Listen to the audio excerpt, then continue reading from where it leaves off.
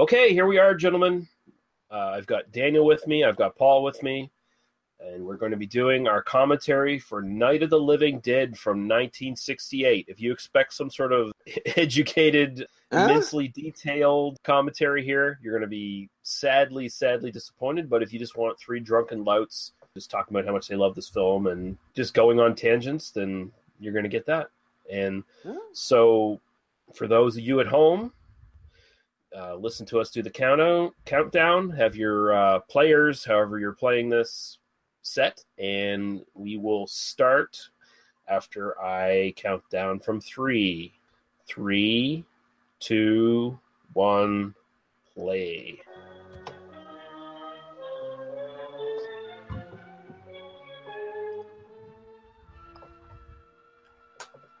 And Image 10 in production is actually funny because that's the film crew that actually Russ Steiner and Romero actually created to start making movies, and they started doing commercials. That was the big thing. They were doing beer commercials before this for the most part. Yeah, they used to do Johnson Johnson, things like that, Downy, and beer. And this is their first full-length film. Yeah. Well, was that before or after he was working with Fred Rogers? Like, because I thought he was working with Fred Rogers. No, he actually worked with Fred Rogers before this. He was on the film crew of Fred Rogers. Which But the Image 10, he started that after. He started he started for Image 10 after he worked with Fred Rogers, but he was doing all that stuff before then. And I mean, the Latent Image, that's their production. The Latent Image, that is their production company. And Fred Rogers actually comes from LaPorte, Pennsylvania, about 30 minutes away from me. So he's definitely a Pennsylvania native as well. Very good. Nice. Yeah, but they were, like I said, they were doing beer commercials for the most part. But I think they didn't have professional equipment up to then. Like they didn't have 35 millimeter equipment, from what I understand.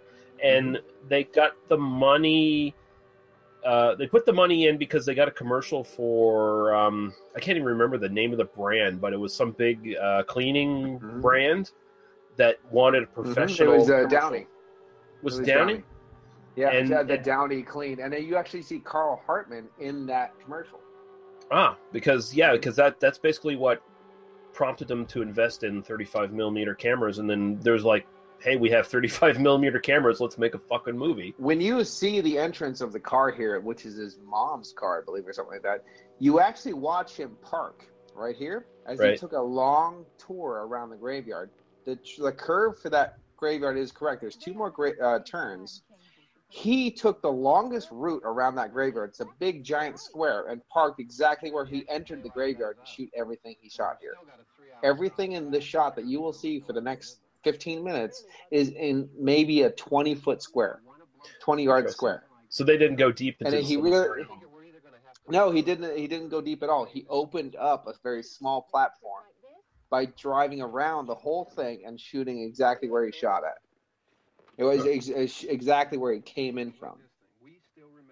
And this is the Evans City or Evansville? This is the Evans City Cemetery, which in 2000, I think 13 or 12, started the Rebuild the Chapel organization, which is the only still standing structure from the movie. And in 2015, they got enough to rebuild the chapel. So it is under construction, or either by now is actually rebuilt into its original format. Here he turns off the radio. So the reports of... He was just getting the report. Yeah, fuck this. That always happens in horror movies. He's hungover, if you know. He doesn't care. Oh yeah, well he's obviously more into, like, I wouldn't. He's hip. He's more urbane and hip than his sister. His sister is repressed and yeah. But he's a beatnik. Yeah, he's sort of like one of those people in Blast of Silence. Wouldn't you say, Daniel? Like one of those guys at the party. Yeah, I mean, he's a little bit of a. I mean, he's not really a beatnik because he's. I mean, he's. I know he's Mater D. Krebs in a suit. Yeah, well, yeah, he's just a dude, you know. Like that's it's What? he's the Zodiac killer. He might as well, he fits the description, right? Like, come on. If you actually go back to the cemetery now, you'll notice there is no trees, no bushes. Every single one of them have been taken down. And actually, the one gravestone that they stand here near is actually a fake gravestone, but the Blair stone is actually what you can find. I wonder what happened to the one from last year. Each year we spend good money on these things. We come out here and the one from last year's gone. Well, the flowers die, and the caretaker or somebody takes them away. Rewatching this, I'm always amazed at how long it takes for us to get into the actual movie. Right. That there's quite a bit of we're just sitting here and like talking about flowers and gravestones and. Well, I think a lot of these movies now they don't take time to do character building. They don't like. Why do you care about this character? Like, just you throw it into the zombies everywhere. Who cares if he dies? I mean, the only reason I don't care is because if he dies, the film's over. This one actually gives you a little chance to like know what the hell you're like dealing with. Yeah, and I mean, interestingly enough, the next two films in the original trilogy, they kind of throw you right into the action. Mm-hmm. Russ Steiner actually came up with the idea of using the driving gloves to delineate himself from other zombies. So when the driving gloves come through the window, you know it's Johnny. Russ Steiner came up with that idea. It was from right over there. I jumped out at you from behind the tree, and Grandpa got all excited. And you got Bill Heinzman creeping along a little bit in the distance. Which never let this role go ever. No, Flesh Eater. Goddamn. Flesh Eater, baby. Yep, he milked it out. But he did a great job when he directed The Majorettes. He really did a great job. And again, this film gave him all that structure. And just like Texas Chainsaw Massacre, he was only 18 when he did this. Just like Grandpa. Oh, yeah, right. They were both 18-year-olds that did all this makeup and all this crazy stuff and really set the scene for everything. God damn, he looks 40. Mm-hmm. I think he's always kind of looked that way. I mean, if you wash it off, he'll probably be an old bastard still.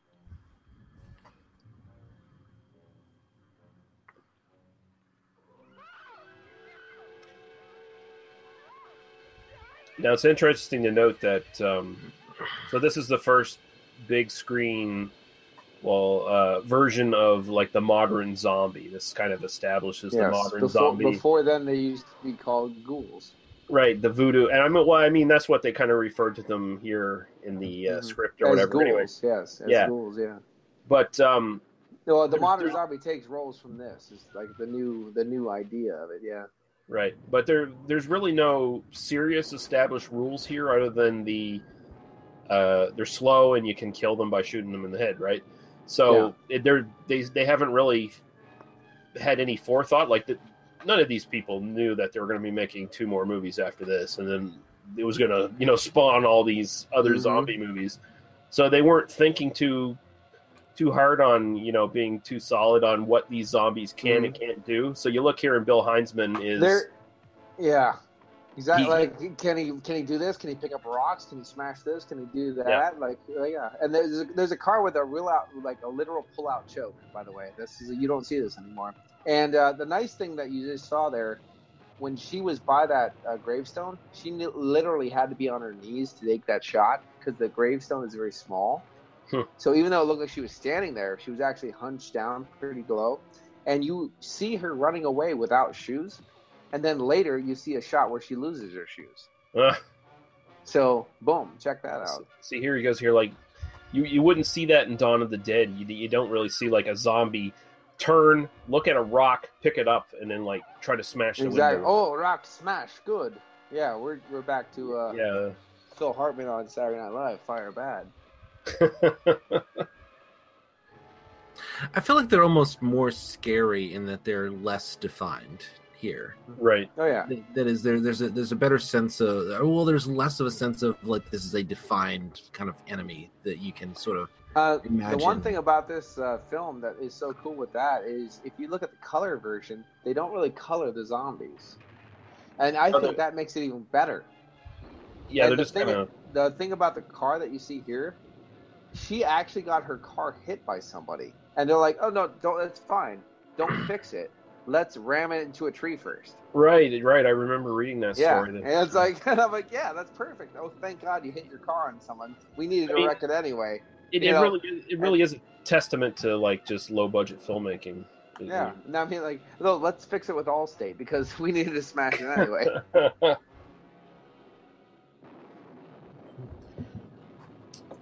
I actually will bring up a very childhood memory that I will embarrass myself with here soon. All right. Yes. By the way, Judith of the Day has always been my Hollywood crush. She's still alive, isn't she? Of course she is, and she's got like a chopped off haircut, but that's still like she's always been a Hollywood crush. I love.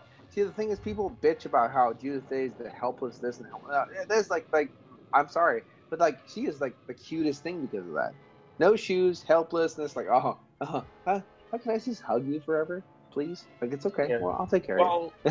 From what I understand, they were kind of conflicted with like, should we just make her the typical helpless thing, but at the same time, they liked her performance so much because she did it so well. So, which is funny because it was actually supposed to be Judith Ridley who got this role, and she didn't do it right, so they gave her the role of Judith. And both Judith Ridley by this time was either engaged or dating or married to Russ Steiner, right? And because they worked together at Image 10, and that's how she got the role for Judith. Yeah, well, I mean, everybody you see in this is in some way connected with the production, pretty much. I don't think Judith O'Dea and Ben were connected, and Tom wasn't connected. Yeah. Those are the three people who weren't. Everyone else was. Well, wasn't Dwayne Jones? Wasn't he just like a theater actor that? No, Dwayne. Yeah, Dwayne Jones. He's like one of those guys that you think would be the coolest guys in the world, but when you were talking, like, dude, you're a dick. Like, I'm sorry you're dead, but you're kind of like a dick the whole time. I don't know. It's just he's like so uppity. Like, okay, there's like being cool, and you're a little bit on the uppity side. Just saying, like, why are you such a douche? You know. But he's been like he was like a high class theater director the whole time, and he's great. He's so great in this fucking film that you want to like don't meet your fucking heroes because they will let you down. That kind of like he epitomizes that. And here is I am a stupid kid. I watched this when I was like 4 and 5 the first time. And I was watching this film. And I just started learning because I've just gotten school into kindergarten. And they were teaching about animals. And they started with Africa. So they started with Africa. And I mean, it's, alphabetical. And I'm like, so I learned about cheetahs. I'm like, why did he have a cheetah on the wall? Like, for some reason, like, for years, I was like, there's a cheetah on the wall. Why is there a cheetah on the wall? And I just could not get past the fact that there was a cheetah on the wall. And one day, when I was, like, 16 or 17, I was watching, I'm like, it's a fucking bobcat. Like, are you that stupid? You spent the last, like, 12 years thinking it's a cheetah? It's a bobcat. Like, are you stupid fucker? Like, I just couldn't get it. Like, yeah. Do either of you think they're, like, where you got those really quick shots of the taxidermied hids or whatever, the stuffed hids, do you think that was like some sort of subtle nod to Psycho almost, like just kind of influence there? Well, I actually thought it was more of a filler than anything else, but like with those birds and stuff like that. Well, I just, the one thing that always, like that scene culminated something besides me being an idiot, except for that, the whole thing with me at that scene was like, okay, what fucking busy signal or disconnecting signal ever sounded like that? Like, no, sorry. That does, like, what is that? That is not a busy signal. Apparently, in this scene, and I don't believe it, they said he used ping pong balls for eyeballs. And I see that. I'm like, no, you shoved a fucking horse eye in some eye socket. I think half these so-called facts that you find on the internet is bullshit. Yeah, so, you got to kind of ask Romero what's sort of valid on these things. But even he, I think, at this point, kind of half remembers most of it. Exactly, or less than that. 50 years ago at this point, Yeah. I don't even remember, and I'm watching it right now. When was the first time you guys watched this? I'll go to you first there, Dan. About 10 years ago. So I was in my like mid to late 20s, somewhere in there. And I don't remember. I just got into. I had been reading a bit about Romero and said, "Well, I've never seen Night of the Living Dead. I should sit down and watch it." And watched all three of the Romero zombie films at the time in sort of a like 3-day period, and kind of fell in love with the first two, certainly. Right. But man, Dwayne Jones, perhaps uppity. I wouldn't know. I never met him, but brilliant performance. Yeah, brilliant. And, absolutely. He just owns this thing from the second he's on screen. And if you look up here, when you see the corpse, which is a fake corpse, obviously, but when they pull it down, they pull the corpse around. I think it's actually Kyra Schoen that's you see the feet of. Yeah. Yeah, I remember reading that. When was the first time you watched this yourself there, Paul? About 4 or 5. And I've been watching it every year ever since, at least. I think the first time I saw this, it used to be aired. And at some point I'm going to do like either an article or a intermission episode talking about this, where a lot of my first horror introductions came from A&E back in the day. Because my dad actually used to sit me down. I'm sorry to interrupt you, but he used to sit me down to watch Jaws, Halloween, and this movie all the time. Nice. But yeah, I used a lot of my early horror influences and stuff I used to watch came from A&E, and this was one of them that was played on A&E all the time. And Turner Movie Classics, apparently. Yeah, I mean, every channel played this because out of copyright. The channel that used to play this movie all the time was UPN 9. It was called, and right after they would play this film, just to give it a little bit of a chuckle, we used to play Night of the Living Dead. Right, and the DVD I have has that included on. It's just an 8-minute short that like speeds right through the film with people having bread thrown at them, basically. Yeah, Night of the Living Dead. They would play every time. Once I got to a certain age and I realized what was going on, they would play this film, and after that they would play Night of the Living Dead, and it was just so nice and it's so fun. And I've always grown up with this movie with such a nice feeling, and it's just one of those just really well made and will stand the test of time. If it didn't die yet, it'll never die. It's the iconic zombie. Here he goes. Ben's a man of action. He's not going to take this shit. I mean, it's almost more interesting to think of them as not zombies, right? Right. Like it really was just, some mental illness, like the 20 where they really are just where they're just crazy people in a trance, Well, the original concept they had for this that they couldn't film because of budget constraints, and I mean you only get like a base hint of that in the narrative, like very much in the background of the Venus space probe returning, right? Which is just a possible explanation for what might be happening. And I will just jump right in here and say Ben was supposed to be played by Rudy Ritchie, who plays the lead radio thug in Dawn of the Dead. Quiet, you guys, quiet. Yeah, there's only 3 of us, You guys just fucked up real bad. That's what Ben was supposed to play, and I'm so glad he didn't, because Ben plays it so much. Dwayne Jones plays it so much better. But now you get to see John Russo, who is the screenwriter and creator of everything that you're seeing in this film. George Romero did not create Night of the Living Dead. He was inspired by stuff, but everything that you're seeing here was created by the guy on the floor right now. That's John Russo, yeah. John Russo. He is the creator of Night of the Living Dead and basically the long line of zombie films that you see today. And guess who? I mean, I'm not saying anything bad about George Romero, but he has taken credit for that for his whole career. But this is the guy who came up with every single thing. And he did a great job, and I don't want to change a thing. Everything's fantastic.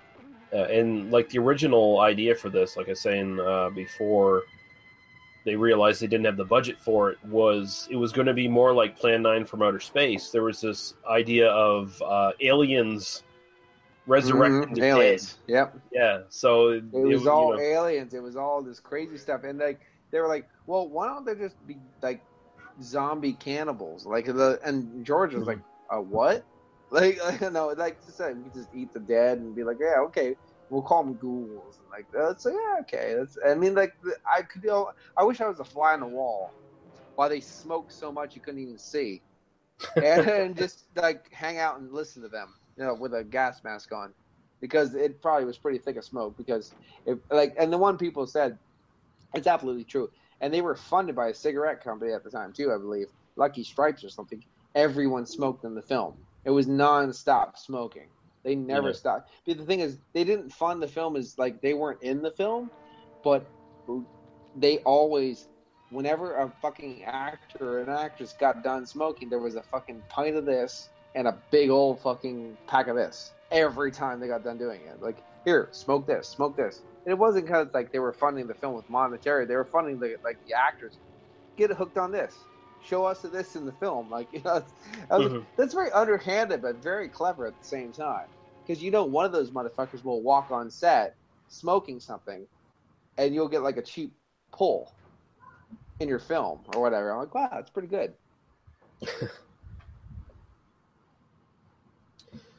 But yeah, and by the way, there is no diner in Evans City, and it never was. So this Evans City diner bullshit. I just want to say, like Dwayne, I love you. There's no fucking diner in Evans City. It's just an alternate. It's just an alternate universe where it exists. No, there isn't. Not where I live. Come on, there's unlimited universes. If you ever saw Groundhog Day, guess what? Punxsutawney doesn't look like that. Not in my fucking universe. Not in my fucking universe.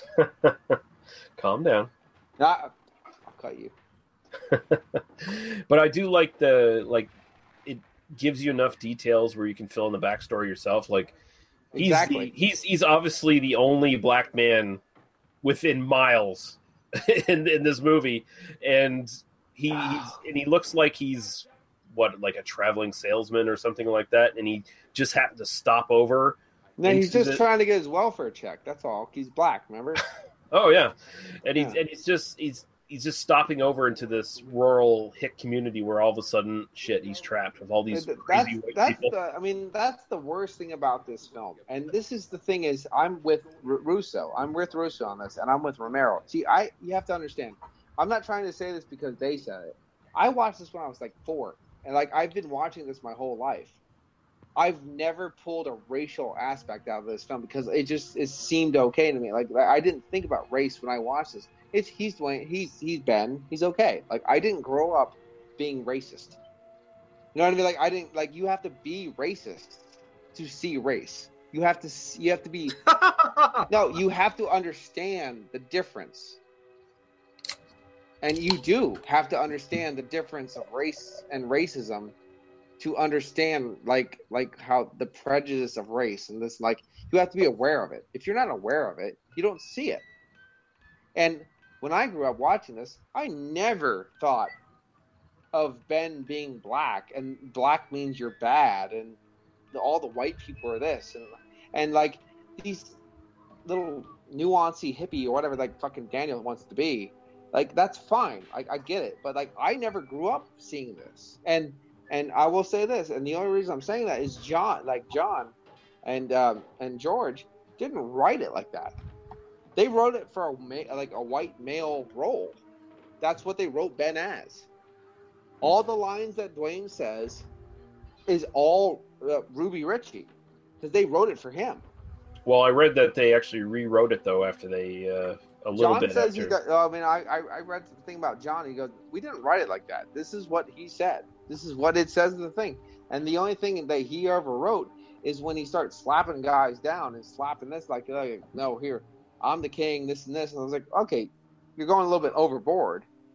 But we wrote it because of Ben. But when I watched this, you have to understand, I'm watching this growing up my whole life. I didn't see this. I didn't see race. I just saw a guy taking care of an asshole and trying to take care of the situation. I still don't even look at this as a racial movie. I don't see it at all. Like, I just can't view it like that. I mean, yeah, but at the same time, I know that I'm an idiot in Daniel's No.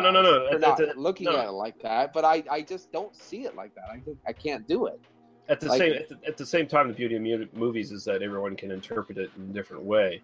Yeah, and I mean, I think we've mentioned this on some other podcast. Maybe it was even the Dawn of the Dead that we did, where we probably mentioned this film that, or maybe it was even the other commentary I did for the remake of this. But they originally wrote this for, he was supposed to be a white trucker. Yeah, exactly. Whatever, right? But if I watch it now and I see him slug fucking Mr. Cooper, do I get a laugh? I get a fucking big old laugh chuckle. Like, slap the shit out of him. It's great. It's just funny shit. You know, like, yeah, put him in his place. It's great. But when I watched this initially, I didn't get any of that. Like, there was just nothing. Because if you don't get grown up in this idea of black and white and bullshit, like, we didn't get grown up in that. You just watch a film. You see this. You don't see this in everyday. I didn't see this in everyday life. You know what I mean? Like, you don't see this whole black and white struggle. So you don't relate to that. It's all about how you were grown up or what you're indoctrinated into. Actually, most of the people that see race in this, it's what you're indoctrinated, what they told you to look at. Okay, you're going to get told that this black guy's beating this white guy because white guys are the monsters and black guys are the, whatever. See it however you want to, but no, it's a good film. I don't care how you see it. But this is a good film. And it's always going to be a good film to the day that we all fucking die. And that's my fucking opinion. I think you just spent like 5 minutes probably not really saying anything there, Paul. Well, why I'm trying to do what Daniel does. Okay. Come on, I'm trying to do something here, people. This asshole, you're such a douchebag. I think the point is that my back hurts. Go, leave me alone. I think the point is that they realized what they had on their hands when they did cast Dwayne Jones, and I think some of it was restructured slightly to reflect that, but at the same time, it's not overt or anything. Well, you have to understand that Martin Luther King died the same time they were taking this to publishers. Right. And they were like, oh, fuck. We're going to have a film that will never be published ever because of what just happened. And we didn't even mean for this to happen. Like, you know, like oh, they were really worried. But luckily, this film did get published because they were worried they wouldn't because of the racial tension and all that stuff, because of the horrible atrocity that happened to Martin Luther King. So, luckily, this film did get published. And you know what? Because of the mass white this and that and people controlling the airwaves at the time, it is lucky it did get published. It really is.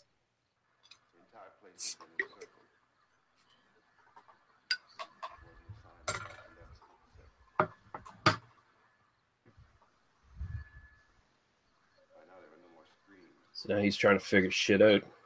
It's probably this is the best fucking part of the film too. He is fucking rocking in this role.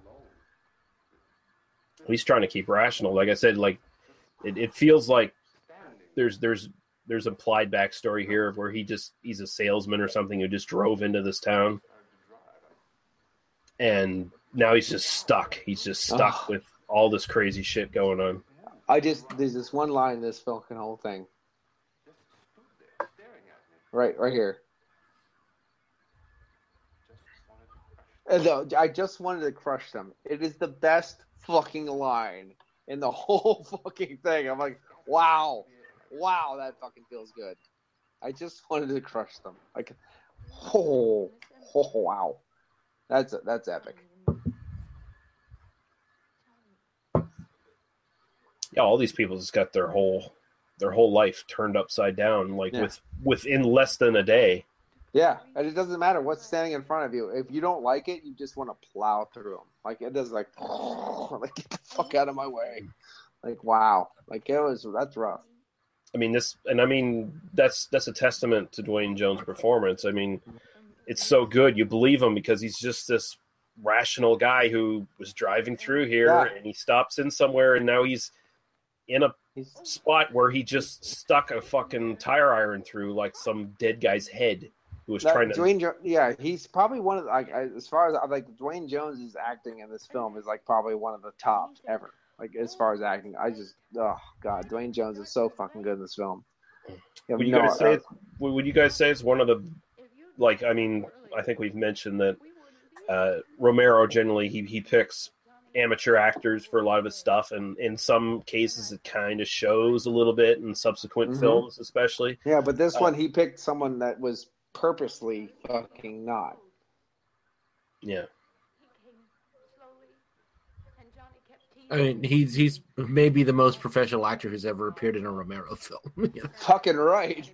Other than like his big studio stuff that he... Right, rather than like John Leguizamo. That thing is that didn't happen. It never happened. I mean, see, that didn't happen. I love that my go-to is John Leguizamo for that, but thank you. Yeah. He did really well in Tu Wong Fu, thanks to everything of Julian Newmar. I wanted to like jerk off half the film because of him. So I'll say that it's pretty awesome. I mean, you can tell you watch his performance and Dwayne Jones' performance, not Leguizamo's. I'm not going to refer to. I'm not going to comment on Paul's masturbatory habits here, but you watch Dwayne Jones' performance and you can tell he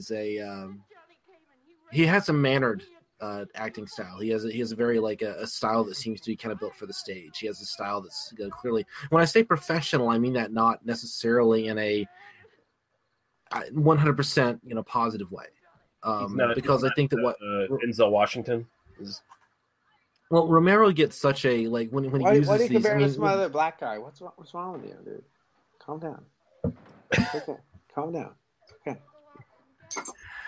When we look at Barbara here, I don't know the actress's name. I apologize. So when we look Judith at O'Day. It's okay. When we look at Judith O'Day, clearly not someone who is giving a mannered, kind of technically perfect performance, and yet it's sort of like kind of deeply emotional. Like we kind of follow along her emotional line. Yeah, just right? Pure emotion. Just go for it. Jones is a much more technically proficient performer, and he's brilliant in the role. I'm not saying he's not. But you can kind of watch him and you can tell that he's not necessarily used to film acting. And he's kind of an academic. Also, yeah. And you kind of see that sometimes in other, sort of, inside the actor studio kind of, actors. Well, the thing is, like, this, like, to him was, like, the biggest set he'd ever been on because it's a big house. And, like, I love the way he does.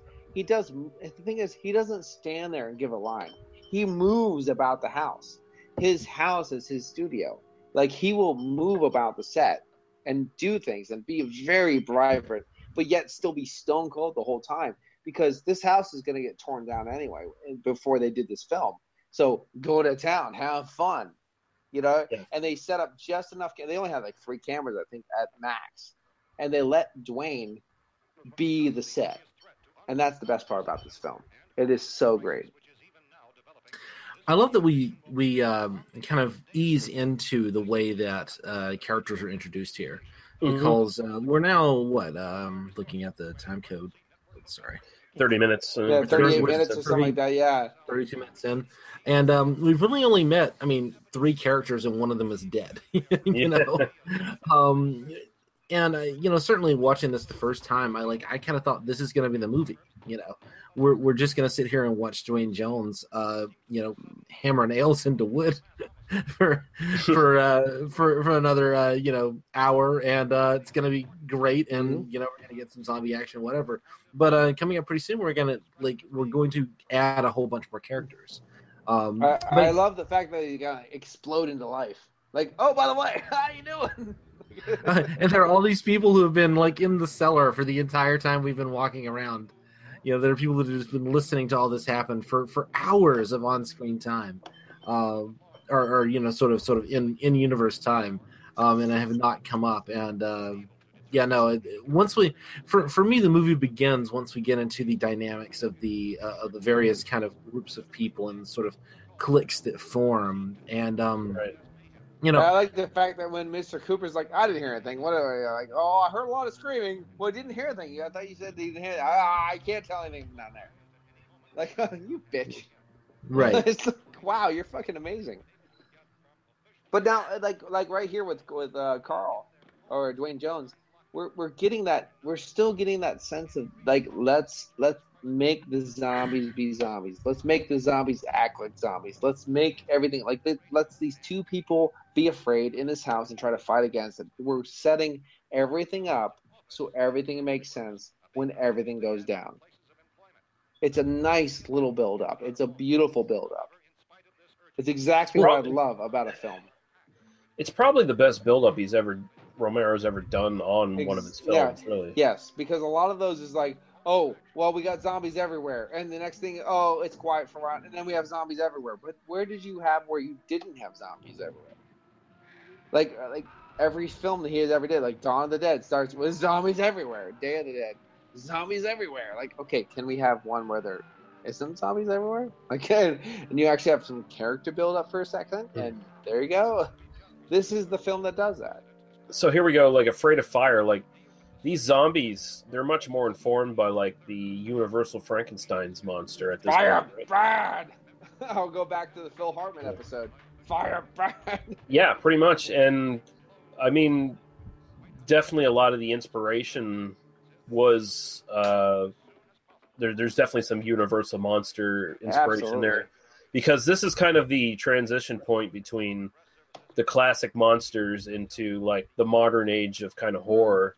Yeah. So you do see shades of that, and then you see, I personally, just the way the ghouls look, they look a lot like the dead people in Carnival of Souls to me. Yeah, I was going to say that. Like, there's two films that you've already done it that reference this film, Carnival of Souls from 1962, and the other one is Last Man on Earth. Right, Vincent Price. Yeah, which of course is based on without those two films, this film would have never happened. Without those two films, you have to understand, like, a lot of people don't take Carnival of Souls, they don't take Last Man on Earth very seriously. Without those two films, the face of horror today would look very, very, very different. And there's a lot of Last Man on Earth elements in this, like just Vincent Price has his barricaded house. Mm-hmm. Or the epic ending where I'm dying for all of you bastards. Yeah. Exactly. Where he's fending off ghouls every night who are coming into his house, and he's got all these elaborate traps and shit like that. Like, yeah. Yeah, the one thing I will say is most of this was shot in Evans City. The Evans City Cemetery, the house was outside of Evans City. Not too far, but it has burnt down. It's no longer there. You see the chapel, which has been rebuilt. However, the chapel has no windows. As you see in the film, now it has windows. And I'm just saying. The other thing is, most of this other thing, you'll see Evans City the whole time. They're in the house. However, the only scenes actually in this film were shot, because it was like the first film was shot in Pittsburgh. I'm like, the only parts of this film ever shot in Pittsburgh were the basement of the Image 10 studio, right, in Pittsburgh. That's all basement shots. Yeah, this house didn't have a basement. It didn't have it was an old. It was actually a basement, but just like mine, it was an old hand dug basement. Oh, so it's only about 4 feet tall. Crawl space, yeah. Exactly. So you have to go somewhere else, and they went to the Leighton Image and the Image 10 Studios, which is in Pittsburgh, and that's when they did most of the basement stuff with Carl Harding and Marilyn Eastman. Right. At the time, they weren't. They go for it. I was just going to say that's where they kept all the negatives and stuff for this, and apparently there was flooding damage that destroyed all the original work print and negatives of this. All the original stuff was all destroyed. Yeah. Now, right now, Carl Hardman and Marilyn Eastman, they've worked together for quite a long time, but they're still single. And later, Carl Hardman and Marilyn Eastman actually became married. Yeah. And now, Carl, the person that you see in the basement, the young lady, Carl Schoen, was actually Carl Hardman's daughter. That's right. Yeah, I remember that. Mm-hmm. Yeah. Now, it's not Marilyn Eastman's daughter. It's marriage before that. But that's Carl Hardman's daughter, which I didn't know that when I grew up watching it. But I was like, hey, I actually got a chance to talk to her, and that's what she said. I was like, well, that's pretty fucking awesome. So, pretty good. I don't know much about the film, but what I do, I really like it. So, I like this film quite a lot. So. Everything is all right for now. I'll be back to reinforce the windows and doors later. But you I love how physical the film is. Mm-hmm. It's very raw I and love physical. how, you watch him nailing boards into walls. You watch him moving stuff around. You kind of get a sense of this space. And I mean, we could talk about Barbara's character. We could talk about, she kind of withdraws into herself. And, I don't know. I have a hard time blaming the film for that. I mean, because it is a really wonderful performance. And we do get kind of other women doing things elsewhere in the film. I mean, it's sort of an interesting decision regardless of sort of like where it comes from. And I have a hard time blaming a film in '68 for not being. Well, I mean, a lot of this stuff with her was a little bit of a lackluster script, and it was more a train to say, okay, now go inside. It was kind of one of those, we're gonna half-ass a script for a girl that should be screaming the whole time, if you know what I mean. I think unfortunately, but what she did with the film, like what the piss poor script that she got, I think she did pretty well. But I agree with you. Apparently it was, from what I've read, originally it was written that her character was a bit more assertive and strong, but they liked her performance so much of being, sort of traumatized that they just kind of rewrote around that. So, which makes sense with the remake in 1990. Patricia Tallman, yummy. Yeah. No, Dikey. In a really great way. I know. I like Patricia Tallman. I love Patricia Tallman. Spider, nibbler. I don't know if you guys noticed, when you look at the body he's pulling away from upstairs there, you look at the blood splatter on the hallway, it looks like basically someone rushed her and bashed her head against the wall, and that's what killed her. No. Because it's not a gunshot blood splatter. It's like a smack into the wall and then like a smudge and a smear downwards. And it was it wasn't Hershey syrup. It's not Psycho. It's not Hershey syrup. It's like Ballsmouth. It's called Ballsmouth syrup. It's a chocolate syrup from the area. It's not Hershey, but it is chocolate syrup. Yeah. Here we go. We got our other characters. Harry. And Tom, rest in peace, shot himself later as a dentist. Jeez. Yeah, he is definitely dead. He killed himself. I always think this guy looks like Rob Corddry. He does look just like him, doesn't he? Holy shit. I mean, now you can't unsee it now that I've said it. No, I can't. Looks fucking like Rob Corddry. I fucking can't. Holy shit. Oh my god, he looks exactly like him. So we basically got our Rob Corddry lookalike, our kind of businessman, our kind of, dickhead. And then we've got like All-American football star is sort of the other guy. He's the shucks All-American boy. Right. Yeah.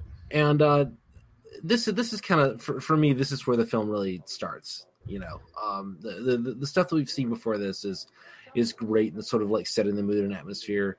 But this is kind of what these films do, is they put an external threat and then give us characters who have to respond to that threat. And the whole film is really about what are we going to do about this and whose ideas are going to win out in the room, and how are we going to respond to that? I mean, it becomes this deeply involved character drama really, really quickly.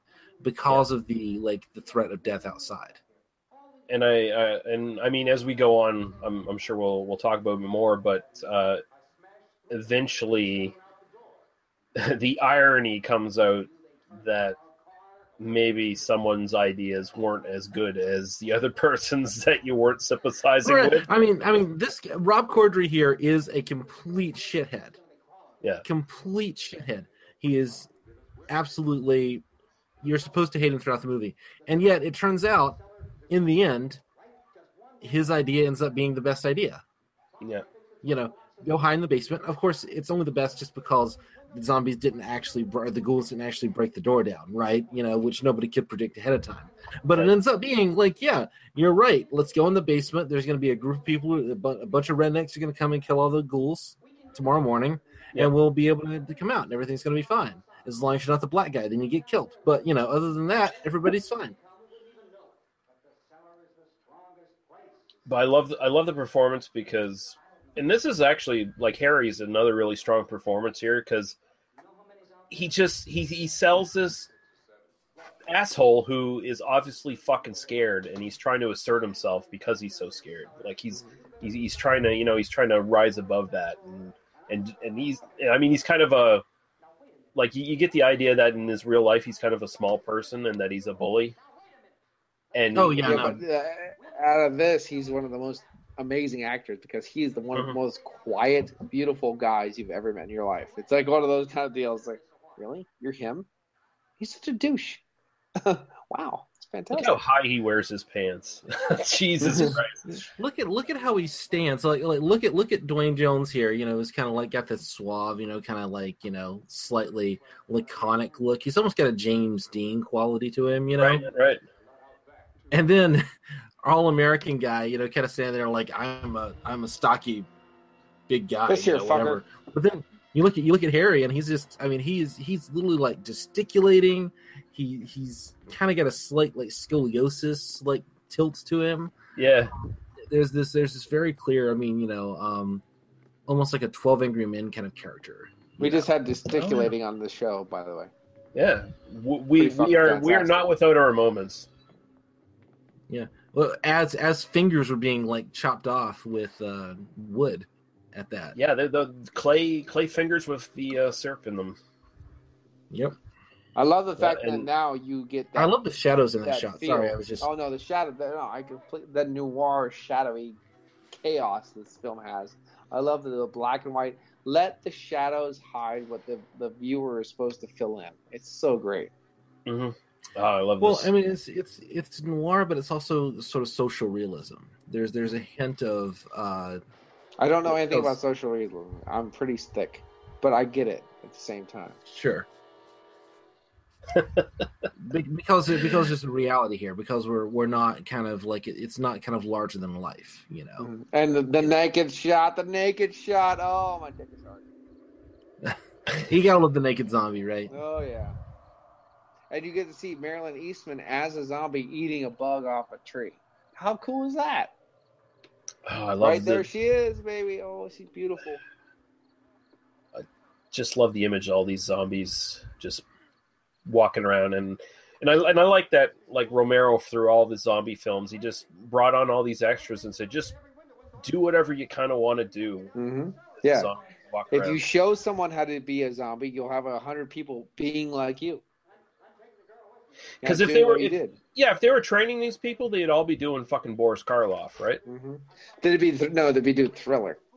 Yeah, they could Thriller wasn't a thing at that point, but but I think the greatest thing is like Evan, like Night of the Living Dead and the Crazies. Everyone from the local area came by and made a fucking film. Yep. You can't do that anymore. That's a dead art. That's why Romero. I think he's a Canadian citizen now, from what I understand. Now the fucking traitor. Yeah. But with Dawn of the Dead, the same thing. Dawn of the Dead, even a couple of the Steelers at the time came and made Dawn of the Dead. Like they got dressed up, they had a good time. It's something you can't do with a film anymore. Yeah. Mm-hmm. I mean, unless you're like truly like so low budget and independent now, it's not a community effort, I still wonder, what the hell are you fucking swinging around, Carl Hardman? Like Mr. Cooper's got this thing, and I don't even know what it is. Like a rusty... some sort of machine? Is it a pipe? It's a rustiest pipe I've ever seen in my life. It looks like he just broke off a rusty like metal something from something. Yeah, it is horrible looking. Like okay, it's not a machete. What the fuck is it? Like, the story, like the sort of backstory you glean from them is that their car was like in a either a traffic jam or something like that, and their daughter got bit when a bunch got knocked over. Yeah, around, right? So it was like a bent exhaust pipe or something like that. Something like that, like something he just found. Yeah, I was just assuming it was like a piece of plumbing or something. Yeah. It looks like it. It looks like a bent piece of half-inch pipe. Yeah. Well, it looks too thin to me to be a pipe. It looks like it's a metal, like just a piece of like some structure that was so rusty that he And just broke that it is off. the one question I don't think anyone like. What are you carrying, dude? It looks like a rusty piece of fucking leather, or what the fuck is it? Like, let me know. Even like a little, it's too thick to be something that you poke a fire with. I mean, what is that thing? Yeah, It is. I like to think this is a family sitcom that happened in an alternate universe. It is. These three characters like hanging out in the cellar, and talking about who burned the eggs this week. I love when he gets so angry he kills the cigarette. Like, fuck you, I'm the man, and that's the cigarette. Right there. Oh, it's so good. Oh, I just came. When he just like throws the cigarettes at the ground because I'm so disgusted with you. This guy is such a like middle manager who like feels like he has like the slightest amount of power, and he gets shit on by his superiors the entire time. And so now he's like, now it's my time. It's my time, motherfucker. yeah. I'm gonna crumple up this memo, and you get to see what's what. And he takes it out on his family. It's like, I don't know. I mean, he's totally like. I mean, this guy beats his wife. Like, there's no. Yeah. Well, he's going to. Not yet. She's still too pretty. in the original, in the original script, they went even darker, where he turns and he actually kills and eats his daughter. That's pretty hot. Yeah. So, I mean, like I was saying, this is not necessarily too gory for 1968, but some of the subject matter in this is incredibly bleak, considering that this film was released without a rating, and children were going into this, watching it in the theaters. Like, when you look at the initial opening of this with the graveyard and stuff, it's like, okay, that's just B-movie, monster movie fare from the 50s, right? But then you get into Ben driving a fucking tire iron into some motherfucker's eye socket, Mm-hmm. and after that you start realizing, no, there's some more serious shit going on in this film. Mm-hmm. As even Daniel says, the social commentary of this is very deep. It's very big, and it's funny when you actually get the stuff that actually caused a riot. You didn't Ben doing the stuff didn't cause a riot. It's Ben pushing the girl to the ground. The little kid, oh, that's a big deal. That is a big deal. Really? There's not anything, you're not picking up anything like anything else? Really? Okay. For the first time you ever watched this, that's the only thing you picked up. Okay, cool. And we're talking about big movie reviewers too. We're not talking about a 5-year-old kid that never watched it for the first time. We're talking you just went ape shit over it. He pushed a kid. Okay, that's cool. I like that. I think it's very very interesting that the whole nuclear thing was pushed back then too. In the 60s, I listen to a lot of music, and a lot of music from the 80s was pushing the nuclear thing. Like all the thrash metal stuff is all about nuclear this and nuclear that. I'm like, okay, it's been on. They're still pushing it. They're still trying to go hey, nuclear's bad. Nuclear's bad. This nuclear war. And it's like, wow, okay. And they're doing it back in the 60s, and they were doing it in the 50s. Yeah, this is almost this is a little beyond the atomic age stuff. This is based. Well, I mean, this is definitely not Atomic Age Vampire, because that's a fucking classic. Yeah, no, I mean, there's radiation, but I mean, the little bit of pretext in the background that maybe is the reason is radiation from a space probe. I mean, it's much more topical at that point, where hey, we just been on the moon. Or we're getting there, I like the fact that they actually did shoot that in Washington too. Yeah, they did the military interviews or whatever, and Russo and George Romero were two of the interviewers. And actually, when they actually start banding together and the Molotov cocktails start getting thrown out the window, the guy who gets caught on fire is George Russo in his own military outfit. Because he was in the military before that, and that was his old military outfit. They caught him on fire, so that's pretty cool. Going back to the atomic stuff, you listen to the score for a lot of this, and you look at the sort of the way that I was kind of joking about it as a sitcom earlier, but there is a sort of sense of this is sort of a 50s film, or it's responding to the sort of the stereotypes of the 50s, which, you know, a dude in his, you know, kind of early to mid 20s in 1968 would have, you know, basically been just kind of making films about his childhood to a certain degree, right? Yeah. And so there is, like, I mean, you look at, like, you know, her hair, you look at the characters, you look at the football star and the advertising executive or whatever that guy's supposed to be, and I mean, these are kind of 50s movie stereotypes. These are almost like Douglas Sirk film characters kind of wandering around in the zombie apocalypse. Yeah. And sorry, go ahead. I was just gonna say the music from this is all like capital EMI, high quality stock library music, and most of it was kind of 50s era. Yeah, library music. I mean, compare this to Dawn of the Dead, which has, you know, all original score and, you know, is much more kind of synthy electronic and. Well, this was low is, budget as low budget can be, so I understand that. Right?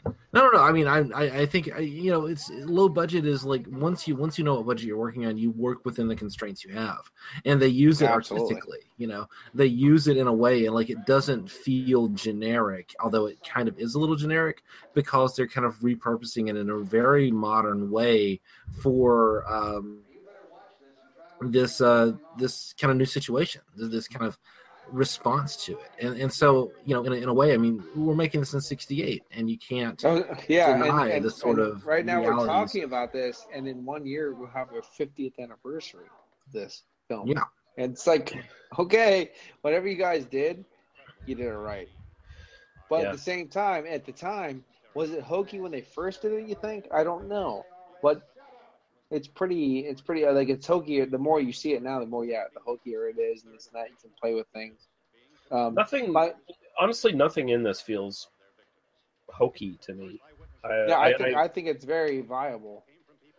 I think it feels very period. I think it feels very real to the time that it was done.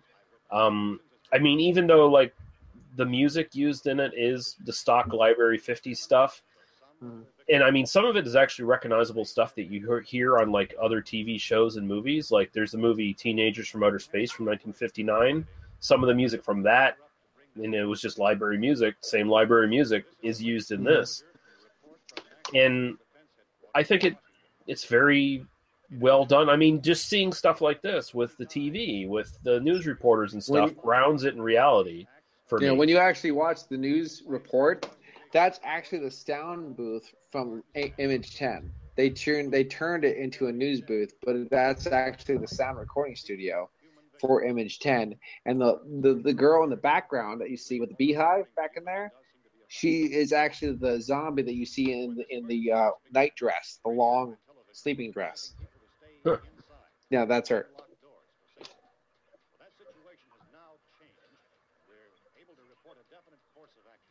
I always think that this just kind of looks like NASA footage. Yeah, it does. Yeah.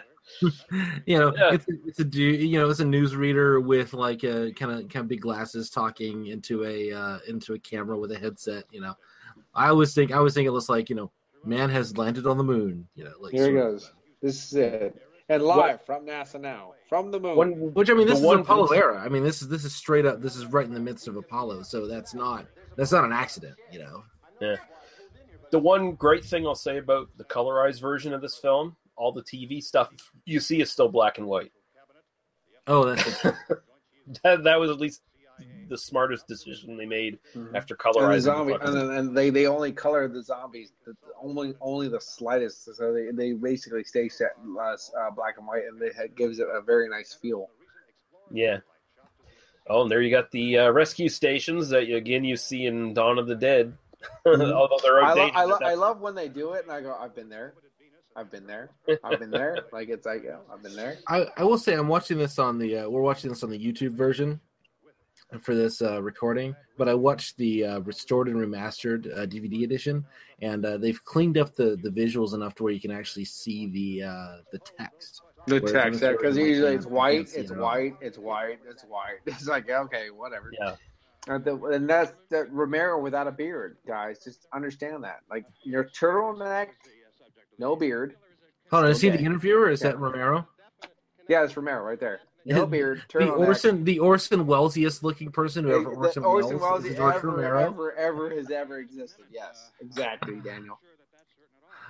Nicely done. Thank you. Here he is. I just love the fucking tweed jacket. The tweed jacket makes it like, oh, if you pee on that, it's gonna smell fabulous. And he's sitting and chatting with the Brigadier Lethbridge Stewart. That's clearly the person he's talking to. The one person in this film, and you haven't really seen him yet, I don't think so. The one person I absolutely have a fucking phenomenal love for, and I think he did his role absolutely perfectly, being a country fucking bumpkin as I am, is George Costanza as the sheriff. He is so good in this film. He does everything the way I would absolutely expect a country sheriff to do, because I have to deal with them all the time, and they do exactly that shit. Like, George Costanza is so great, and he was so nice. I actually got a chance to meet him. I got his autograph, and he was very good. We have to try to get out of here. He said the rescue stations have doctors and medical supplies. If we could get care in there, we can get help for her. It's one of the world's foremost authorities on space science and technology. I've been to Willard. Actually, Zilpoli is the closest place to Evans City, next to Butler. We were on our way up to the lake to go swimming. Lee, you still there? Had a radio, and we heard the first reports about this. So we knew the old house. No, he's muted because he went to take a dookie. Well, that's fair. Pookie, dookie.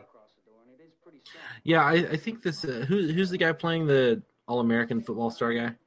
Oh, Tom. The guy who played Tom. I don't know I can't remember his role at the top of my head, and that's why he shot himself probably. Yeah, Tom. Yeah, Tom is he's the All-American football star. I know where I can do it.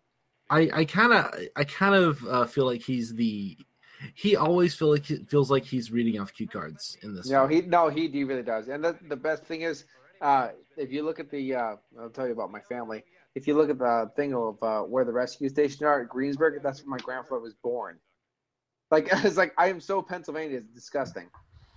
The Beaver Falls is a great brewery I've been to. It's like, it's one of those things. It's like, I'm so Pennsylvania, it's disgusting. But no, Tom always feels like he does. He goes, I'm just going to tell you this because I'm the all-American football star. And like, he reads off cue cards. He does get a lot of that. But I really like his role though, because he gives it that kind of, I don't know, that kind of Leave It to Beaver quality to this film that is really nice. Which just feeds back into that whole 50s thing. It does. It really does. I like it, though. I like that feeling. I think you're correct, though, at the same time. I like that. Did she ask for me? Absolutely. And then, his girlfriend, Judith, yeah. Judith. Judy, I mean, or whatever. she's great. She's kind of got nothing to do in the film. I can't really, I'll tell you what, if you ever watch Nothing But Vanilla, There's Always Vanilla, she is fucking fantastic in that film. Oh, is she in that? Naked as shit and lickable. I was like, are you naked right now? Because I'm totally hard. Like, are you serious? Because she's got a total denim thing going on there. But I like that. But I actually went and I met her. And I'm so glad I watched There's Always Vanilla, and then I met her before that, because if I watched There's Always Vanilla and met her, I'd be like, okay, I'm sorry, I know you're grandma, but I have the weirdest grandma bone right now, because like you're fucking hot as shit, and she's still hot as shit. Like even today, she's got the grandma hairdo, but she looks exactly the same as now. I was like, okay, you're still hot. This is not cool. Man, look at these guys. Big can of kerosene. Yeah, I got kerosene, and it's so inflammatory. You never blow that shit up, except it's kerosene. It just burns. That's the kind of acting that I would do. Is like, I have a line, I'm gonna like put my finger up and like point. I'm gonna line, dictate the fact that I've got a line, motherfucker.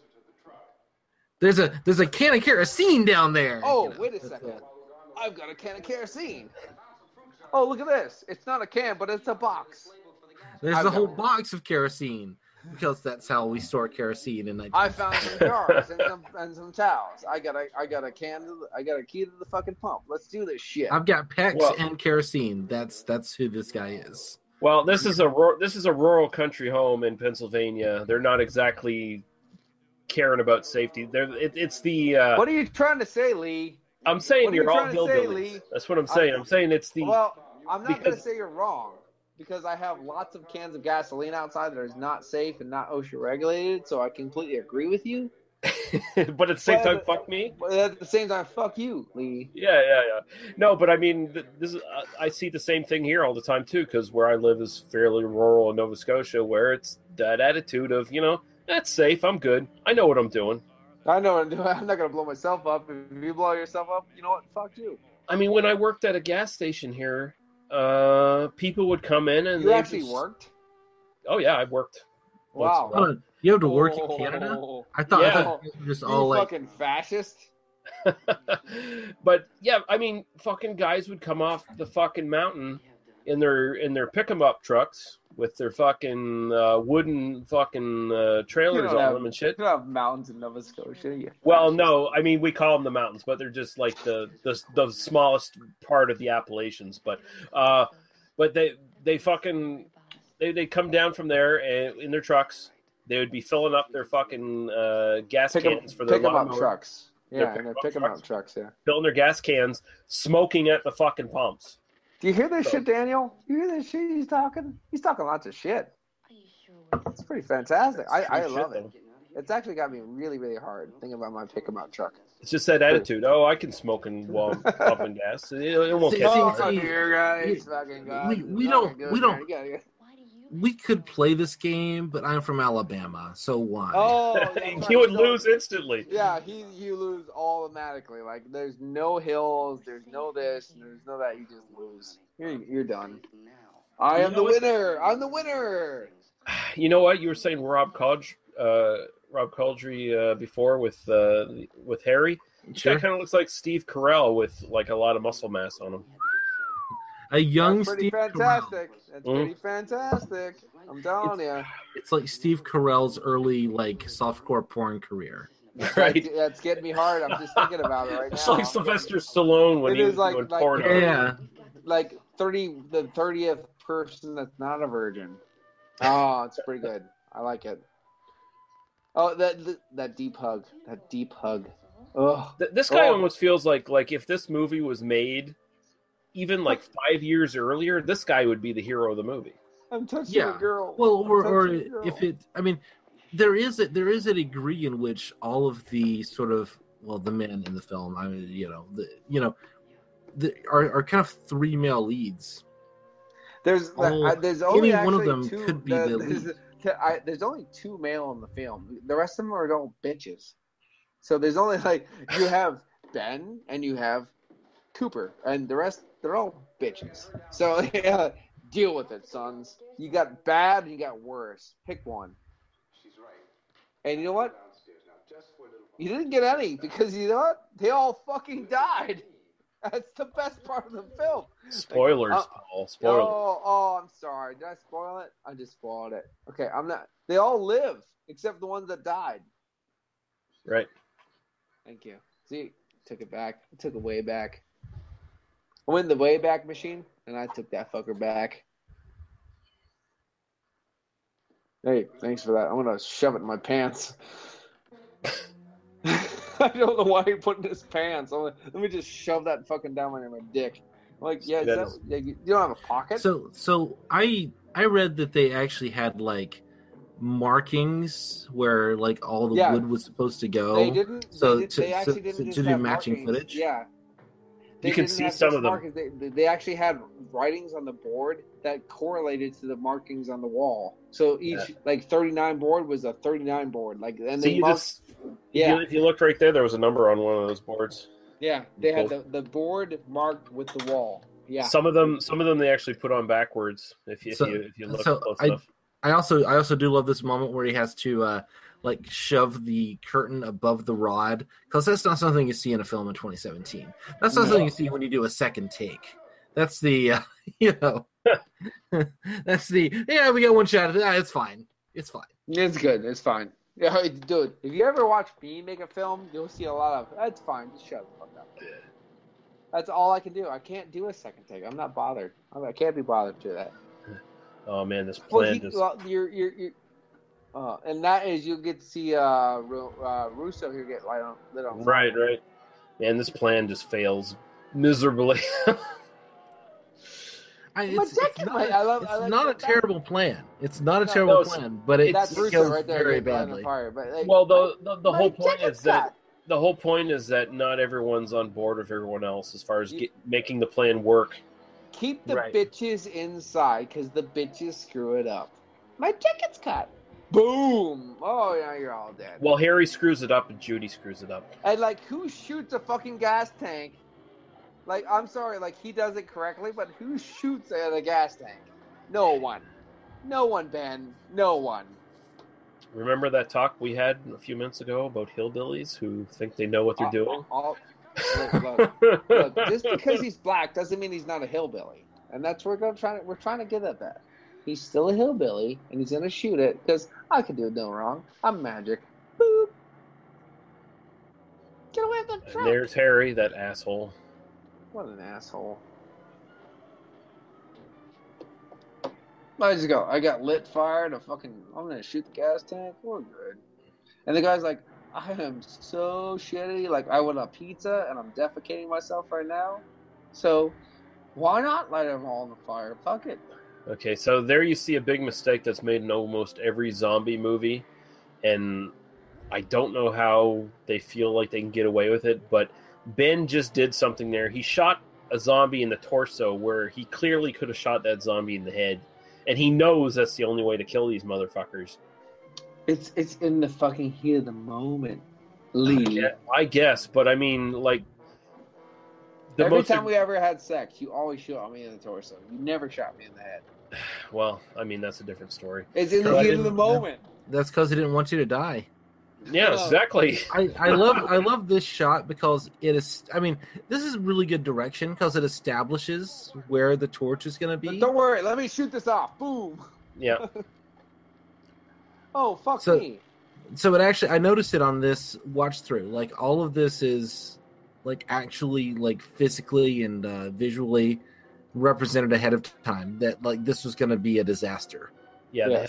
They had it all plotted. Well, I mean, the other thing is, too, this whole little moment. They did a great job doing it. And the other thing is, they're so far away from the house now that Hardman would have never been able to react.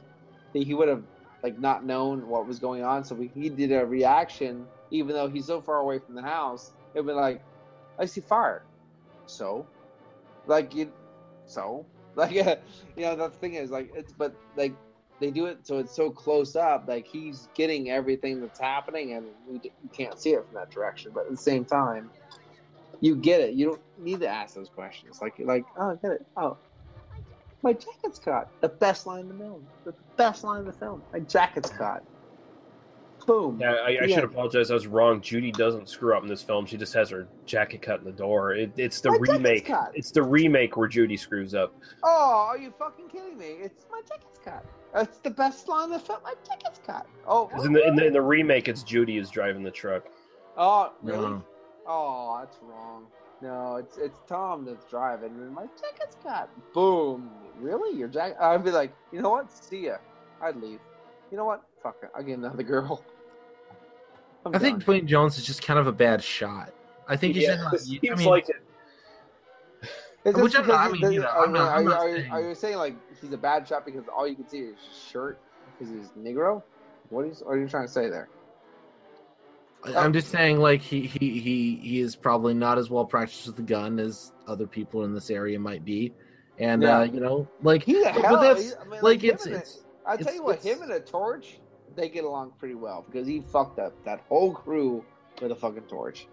I mean, really, the best thing he can do is just use fire against them. Yeah, he should stick with what he knows. He uses fire multiple times. He's really good at it, though. Like he is, and like the best thing is like, you son of a bitch. That look right there, you son of a bitch. Oh my god! And then Rob Corddry doesn't let him in, just as Rob Corddry did not let black people onto the Daily Show. Okay, we're gonna. Don't worry. To help me, I will help you secure the door, and I'm gonna punch the fuck out of you when I'm done because fuck you. I'm like, oh, it's so good.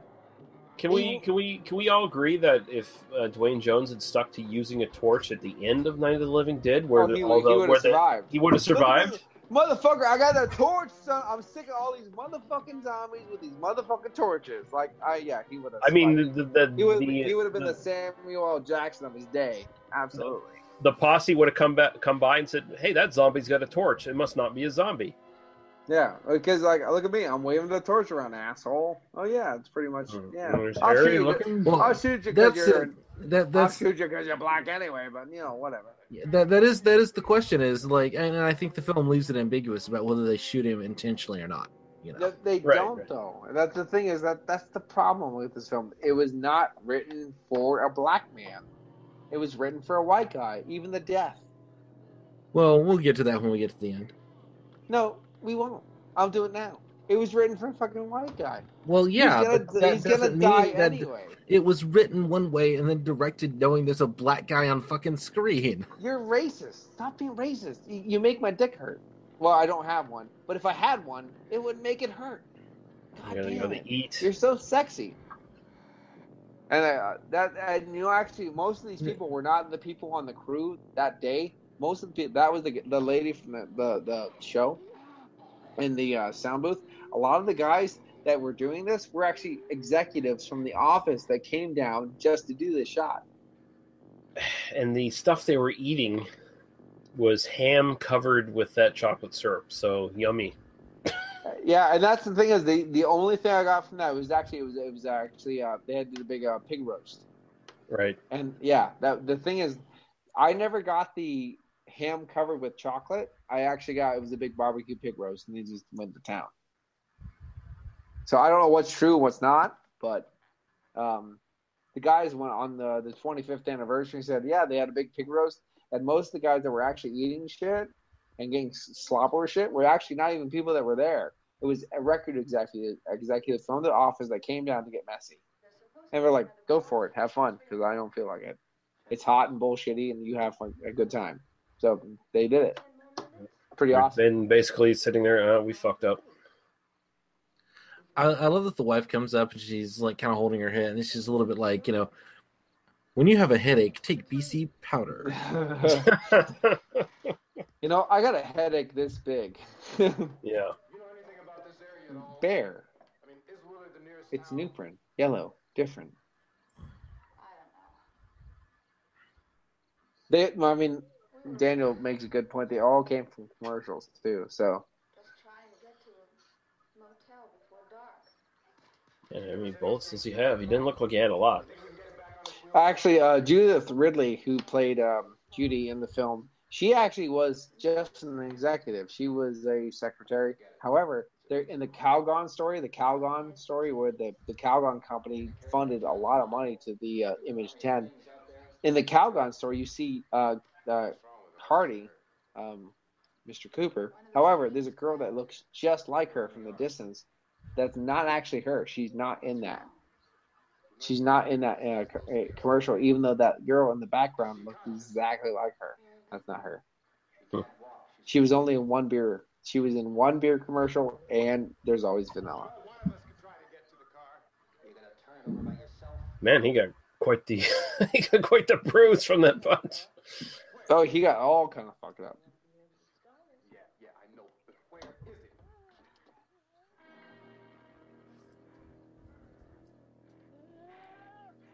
I mean, how many of us wish we can be in a new age zombie film? Because I said yes. Let's do this. Like, can I be in? They can. Let me be a zombie, please. Well, he's making a new one. I love her expression in that shot. I love the way she looks like eating that. Like just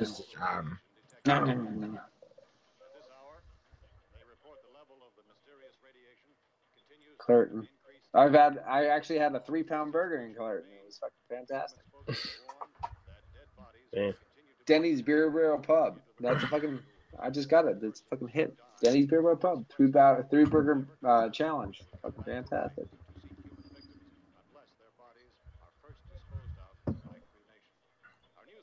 I like that how Ben is now, like, before he was unsympathetic to Harry, but now he's got to be like semi-forced to try to work with him and rationalize with him because, oh shit, he's got a family down in the basement. Like if you're the only dude left, I guess I'll try to be nice to you, fucking asshole. Yeah, just for your daughter and your wife's sake.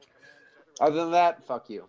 Yeah. Actually, the one guy that they show in this whole film that was one of the most very sympathetic and very helpful people in the film, and actually helped with Dawn of the Dead too, that they don't give any credit for, even though they love them.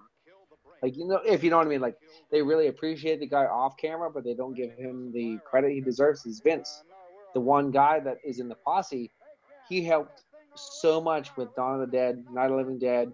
That is just stupid. That's Chili Billy, and my dad actually grew up watching him on Channel 8, I think it's called. Yeah, Chili Billy Cardinal. Mm-hmm. He did news and a horror. And a horror show, on Channel 8, because my dad grew up watching Chili Billy. He just recently died, a couple years ago? Three years ago, he died of cancer, Yeah. And we all miss him. And I was going to actually see him that year, the year he died. So he died healthy, unfortunately. He was very healthy, but it just kind of took him over. So unfortunately, I didn't get a chance to meet him.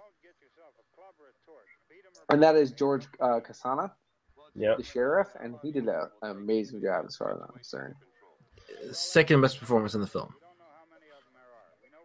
I agree with that. Just for that iconic line, really, it's just like, they're messed up. They're all messed up. They're dead. They're all messed up. Beat them or burn them.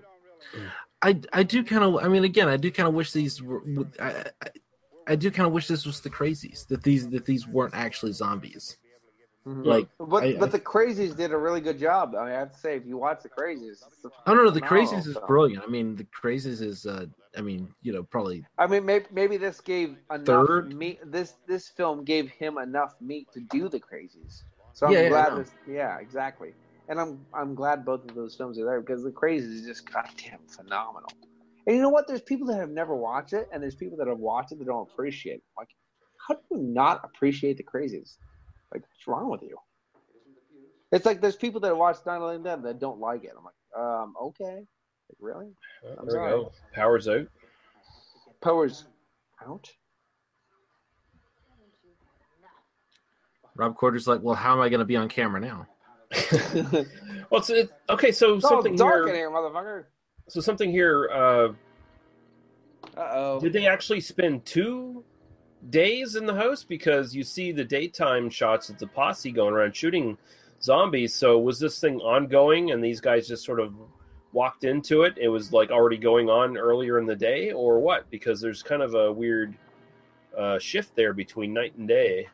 Oh, that's true. Yeah, no. I mean, I choose to think that maybe they were just showing footage they had shot earlier in the day.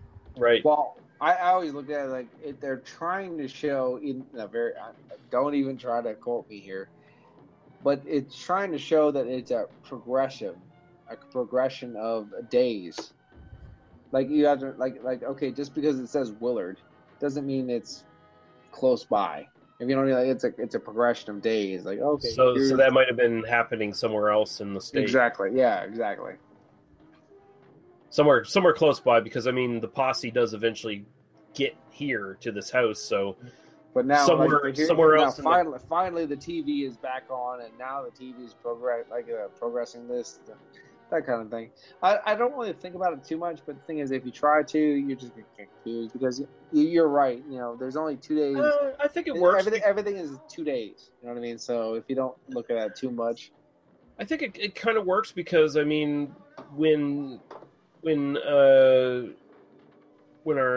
Judy and her brother drive up at first, it's like it's already implied. I mean, it's already happening. Well, yeah, it's implied that it's already late in the day, so it's already happening, and they're just driving to a place so isolated where it hasn't happened as big yet. It's not as widespread yet, because it's not a rural area, or I mean, it's it is a rural driving area. To my house. Right, exactly. So it takes a bit of time to catch up. That posse's already clearing out people in more populated areas or whatever. And he turned off the news. He turned off the Venus space probe bullshit. And then they're getting repeat news reports on the TV from hours earlier or whatever even. And right here, like Mr. Cooper actually gives you a death that makes you feel bad for Mr. Cooper, but at the same time, you're like, hey, you're still a dick. Mm. You're like, oh my baby, I just want to see my kid. And you get fucked.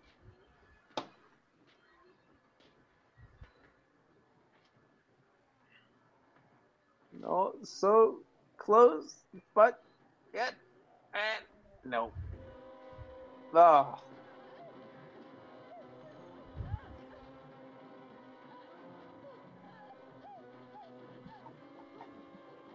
No, I really do like the fact that, this whole time she's comatose, and she's like, "No, I'm gonna fight back, right? I'm gonna fight back. I'm gonna save this woman. I'm gonna save." And I just kind of.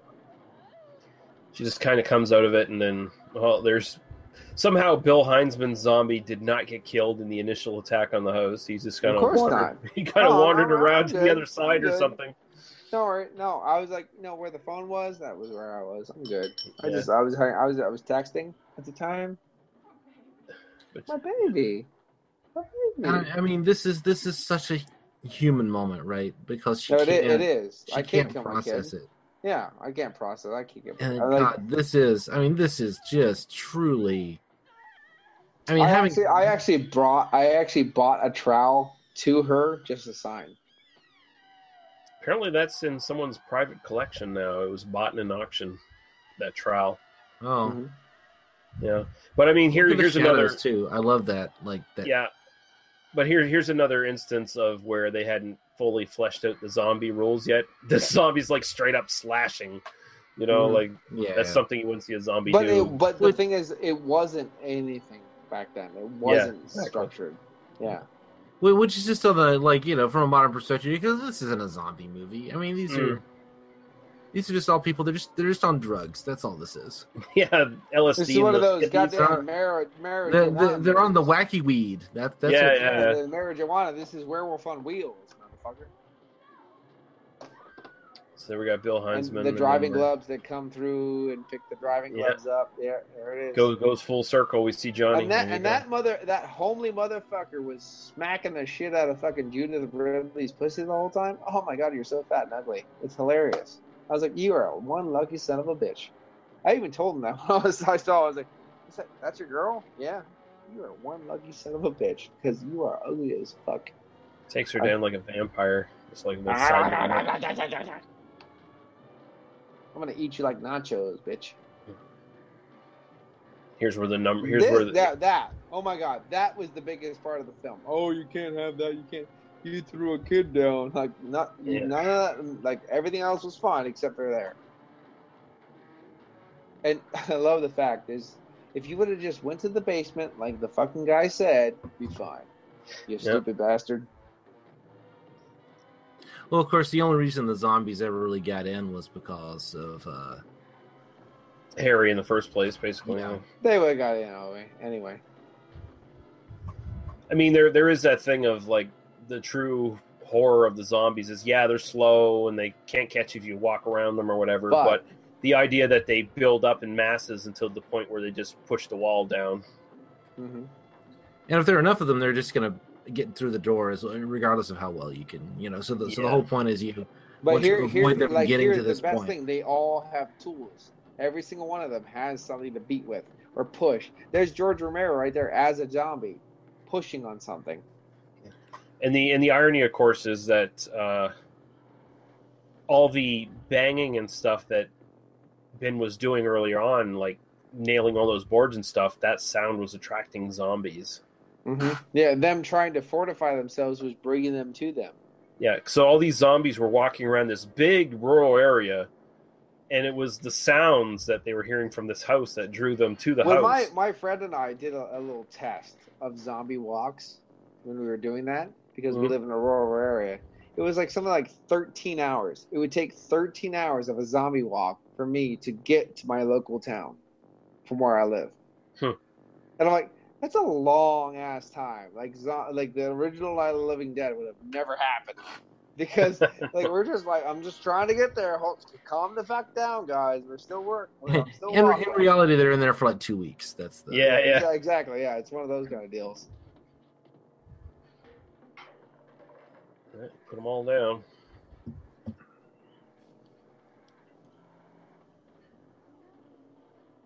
I prefer, if it's me, if I'm just saying this, I prefer the ending of the original Night of the Living Dead as opposed to the remake of Night of the Living Dead. I prefer this ending. This ending is propitiatory, or whatever you want to say, to what would actually happen in the original. Well, I mean, with Tony Todd actually becoming a zombie in the end. I like the fact that Dwayne lives and is like, oh, I'm good. Oh, cap, done.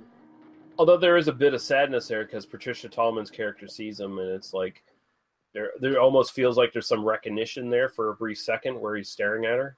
Yeah. Yeah. I like the fact that everyone dies. Everyone should die. They make all the wrong moves and their own inner conflicts. Damn them! They basically make their own tomb and they seal themselves in it. They're humanity, and that's the whole point of the film. This is what humanity will do. We will seal our own tombs. We will make all of our own mistakes, even though we do all the pious and righteous things the whole time. Humanity will fuck themselves in the end, and that's the point. We're not having one social commentary here. We're doing the whole thing. Here we And go. by the end of it, we will all fuck up. Here's Dawn of the Dead.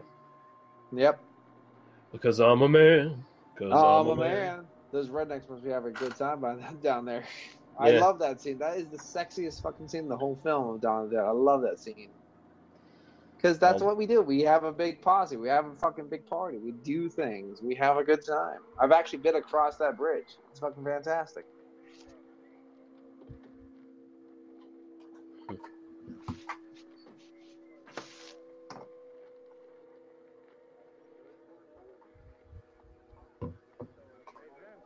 My new thing now is my new field trip for film would be I'm going to do all the locations of midnight. Right on. I'm going to do that this year. I'm going to do all my midnight locations this year. And look, man, even Sheriff's pants are hiked up super high. You can tell how much of a dickweed a character is by how high their pants are in this film. That's the bar.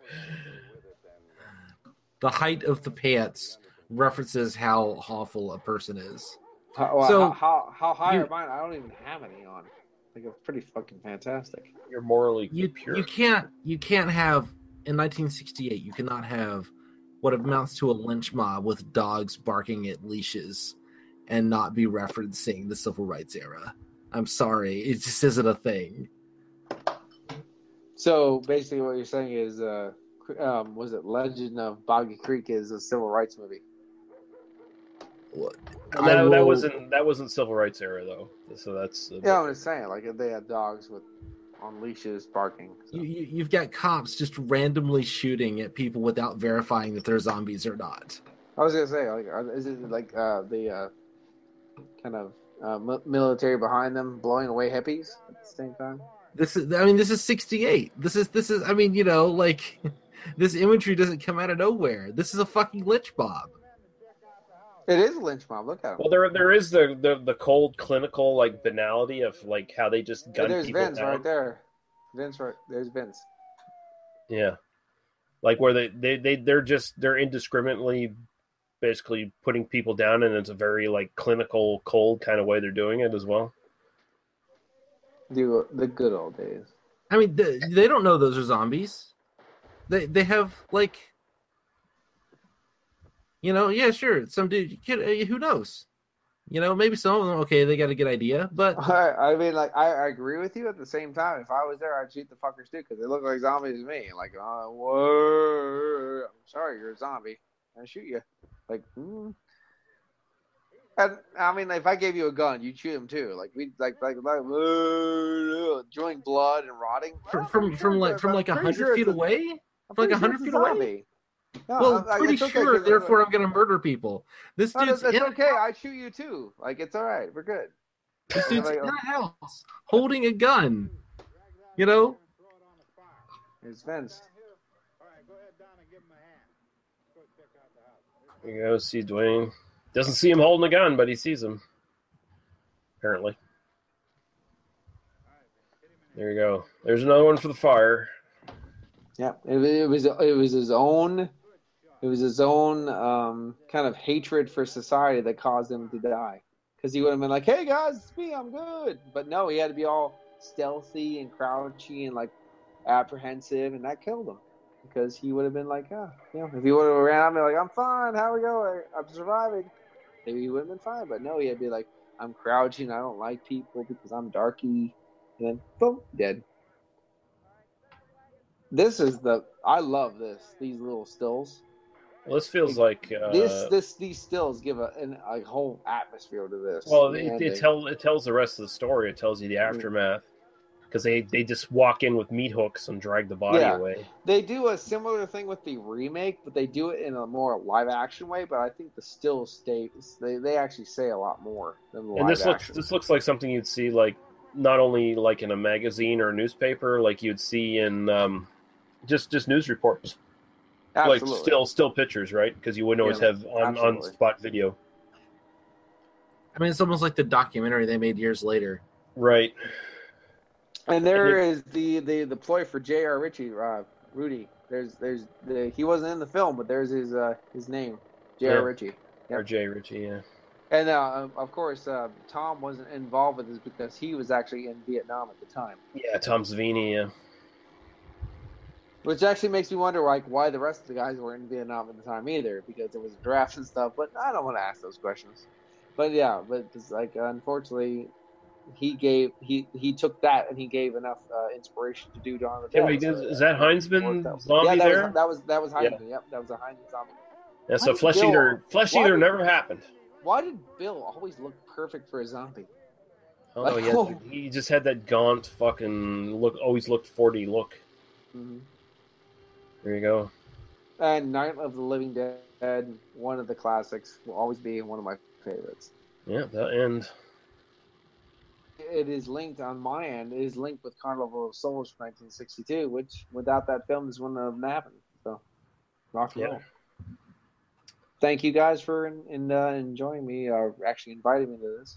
Awesome. Always a fun time. Good commentary, good conversation.